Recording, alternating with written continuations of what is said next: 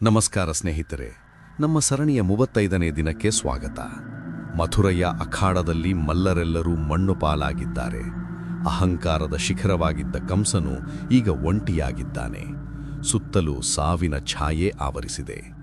ತನ್ನ ಕಣ್ಣೆದುರೇ ಕಾಲ ಬಂದಿರುವುದನ್ನು ಕಂಡ ಕಂಸನು ಸಿಂಹಾಸನದಿಂದ ಹಾರುತ್ತಾನೆ.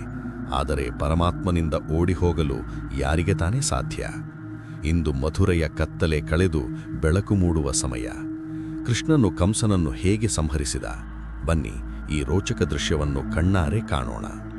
ಚಾಣೂರ ಮತ್ತು ಮುಷ್ಟಿಕರ ಸಾವಿನಿಂದ ಕೆರಳಿದ ಕಂಸನು ತನ್ನ ಸೈನಿಕರಿಗೆ ಕೃಷ್ಣ ಬಲರಾಮರನ್ನು ಸೆರೆಹಿಡಿಯಿರಿ, ನಂದಗೋಪನನ್ನು ಕೊಲ್ಲಿರಿ ಎಂದು ಕೂಗುತ್ತಾ ಖಡ್ಗ ಹಿಡಿದು ಮೇಲೆದ್ದು ಬರುತ್ತಾನೆ. ಆ ಕ್ಷಣದಲ್ಲಿ ಕೃಷ್ಣನು ಮಿಂಚಿನ ವೇಗದಲ್ಲಿ ಹಾರಿ ಕಂಸನ ಎತ್ತರದ ಸಿಂಹಾಸನದ ಮೇಲೆ ಜಿಗಿಯುತ್ತಾನೆ. ಕಾಲನ ಪಾದಗಳು ತನ್ನ ಸಿಂಹಾಸನದ ಮೇಲಿರುವುದನ್ನು ಕಂಡು ಕಂಸನ ಕೈಕಾಲುಗಳು ನಡುಗತೊಡಗುತ್ತವೆ. ಅವನು ಕೃಷ್ಣನ ಮೇಲೆ ಖಡ್ಗದಿಂದ ದಾಳಿ ಮಾಡಲು ಪ್ರಯತ್ನಿಸುತ್ತಾನೆ. ಆದರೆ ಕೃಷ್ಣನ ವೇಗಕ್ಕೆ ಅವನು ಸಾಟಿಯಾಗಲಿಲ್ಲ.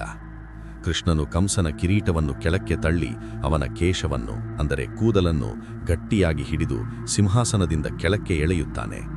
ಇಡೀ ಅಖಾಡದ ಮಧ್ಯದಲ್ಲಿ ಅಹಂಕಾರಿ ಕಂಸನನ್ನು ಕೆಳಕ್ಕೆ ಹಾಕಿ ಕೃಷ್ಣನು ಅವನ ಎದೆಯ ಮೇಲೆ ಕುಳಿತುಕೊಳ್ಳುತ್ತಾನೆ. ತನ್ನ ಒಂದೇ ಏಟಿನಿಂದ ಕಂಸನ ಪ್ರಾಣವನ್ನು ಹರಿಸುತ್ತಾನೆ. ವಿಶೇಷವೆಂದರೆ ಕಂಸನು ಸಾಯುವಾಗಲೂ ಕೃಷ್ಣನನ್ನೇ ನೋಡುತ್ತಿದ್ದನು. ಭಯದಿಂದಲೇ ಆದರೂ ದಿನವಿಡೀ ಕೃಷ್ಣನನ್ನೇ ಸ್ಮರಿಸುತ್ತಿದ್ದ ಕಾರಣ ಕಂಸನಿಗೆ ಕೃಷ್ಣನ ಕೈಯಲ್ಲೇ ಮುಕ್ತಿ ದೊರೆಯುತ್ತದೆ.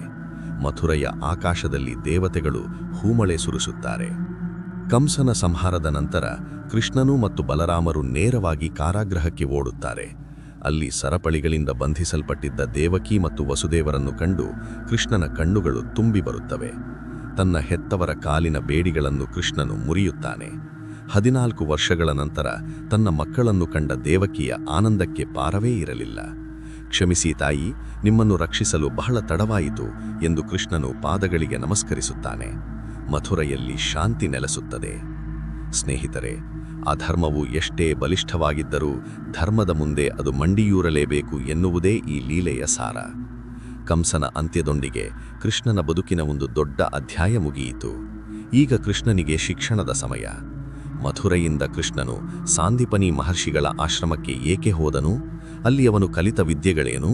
ಇದನ್ನು ನಾವು ನಾಳಿನ 36ನೇ ದಿನದ ಭಾಗದಲ್ಲಿ ನೋಡೋಣ. ವಿಡಿಯೋ ಲೈಕ್ ಮಾಡಿ ಮತ್ತು ಜೈ ಶ್ರೀ ಕೃಷ್ಣ ಎಂದು ಕಮೆಂಟ್ ಮಾಡಿ. ಧನ್ಯವಾದಗಳು.